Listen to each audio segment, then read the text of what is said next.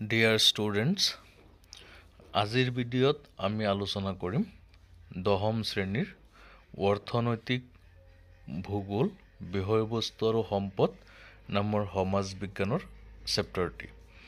এই চেপ্টাৰটিৰ পৰা কুৱেশ্যন বেংকত যিমান MCQ দিয়া হৈছে, আগে পিছে যিবোৰ কুৱেশ্যন আহিছে আৰু আগলৈ যিবিলাক প্ৰশ্ন অহাৰ সম্ভাৱনা আছে, সেই আটাইখিনি তোমালোকক আলোচনা কৰি দিম।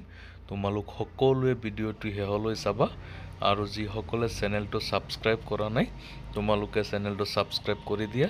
আমি বহুত কেইটা চেপ্টাৰৰ পৰা প্ৰশ্ন ইয়াত বাছনি কৰি দিছোঁ আৰু বাকীবিলাকো দি থকা হ'ব। প্ৰতিটো ডিষ্ট্ৰিক্টৰ প্ৰি ফাইনেলৰ কুৱেশ্যনো সলভ কৰি দিয়া হ'ব। সেইবিলাক পাই থাকিবলৈ চেনেলটো ছাবস্ক্ৰাইব কৰি দিয়া। এতিয়া বোলা আমি ভিডিঅ'টো ষ্টাৰ্ট কৰোঁ।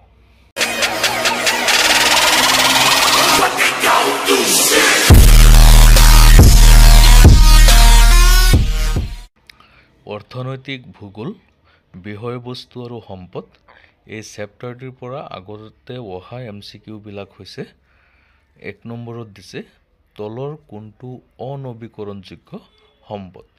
4টা অপশ্যনৰ ভিতৰত অপশ্যন ডি প্ৰাকৃতিক গেছ এইটো শুদ্ধ।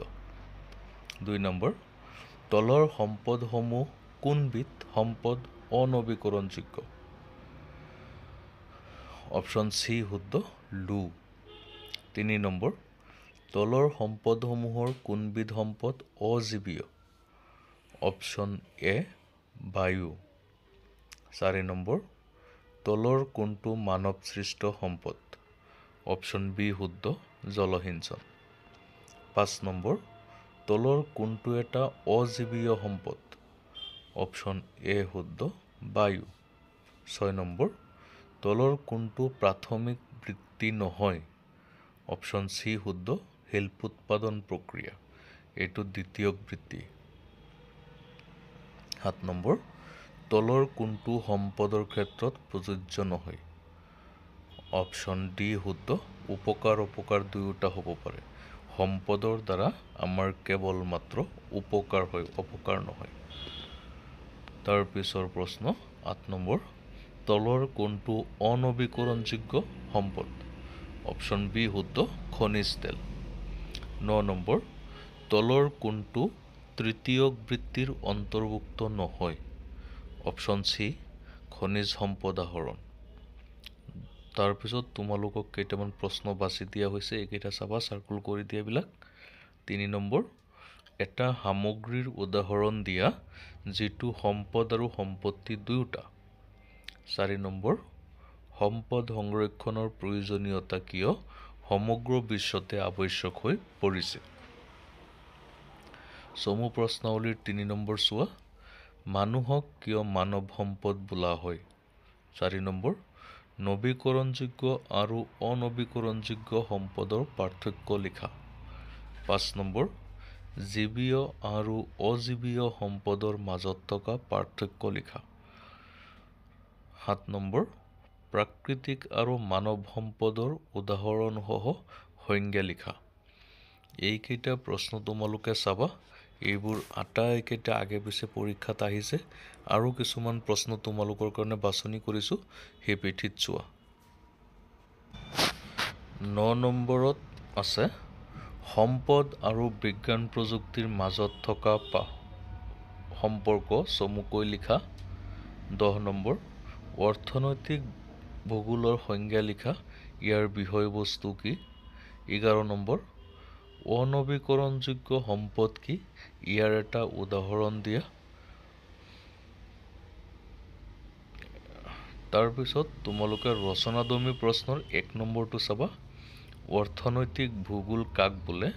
অৰ্থনৈতিক ভূগোলৰ 3টা প্ৰধান শাখাৰ নাম উল্লেখ কৰা।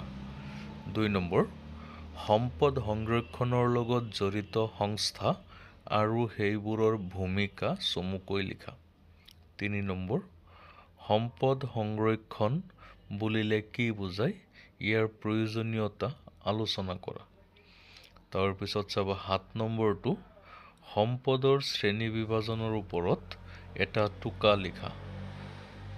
তাৰপিছত আকৌ তোমালোকক কিছুমান MCQ দিয়া হৈছে অতিৰিক্তভাৱে, মই সমাধা কৰি দিছোঁ, চোৱা তোমালোকে 1 নম্বৰ অৰ্থনৈতিক ভূগোলৰ পিতৃস্বৰূপ হ'ল অপশ্যন ডি শুদ্ধ জৰ্জ চিজহম।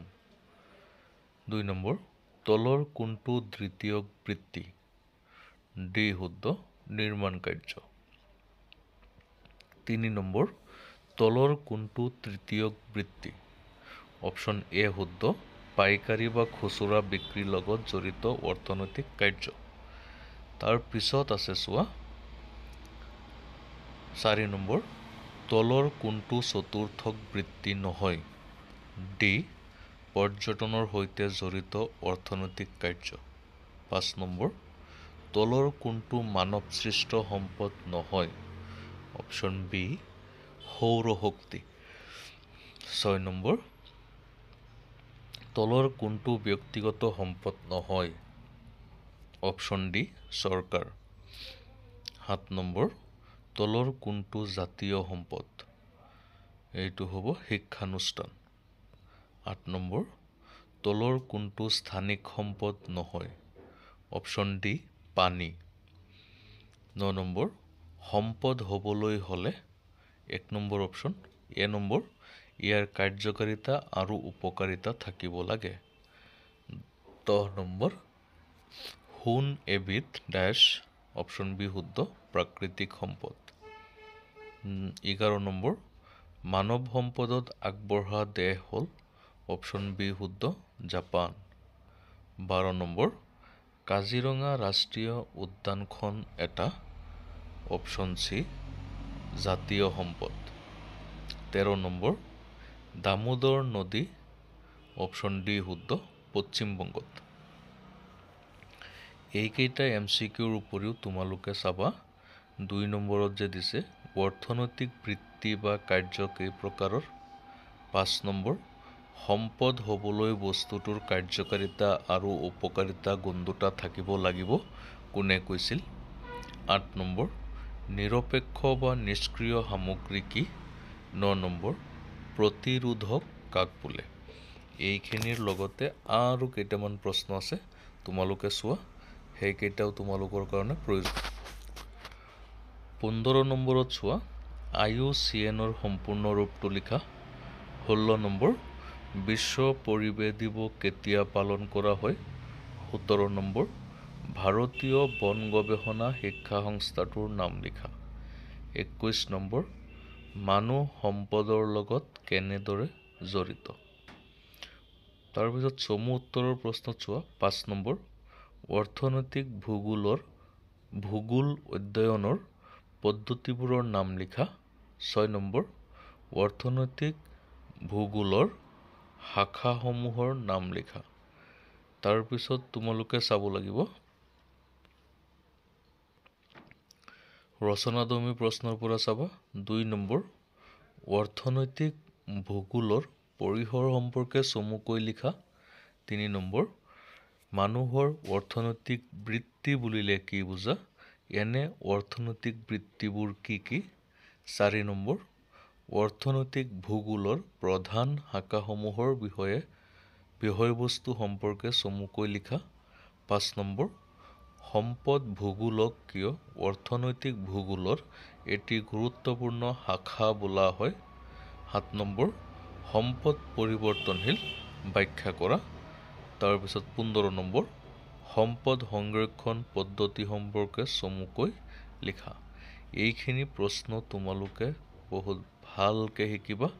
উপৰিঞ্চিভাৱে যাৰ যিমান মন যায় শিকিবা, কিন্তু মিনিমাম এইখিনি প্ৰশ্ন তোমালোকে পৰীক্ষাত শিকি যাবা। তেতিয়াহ'লে তোমালোকৰ পৰীক্ষাত বহুতো প্ৰশ্ন কমন থাকিব।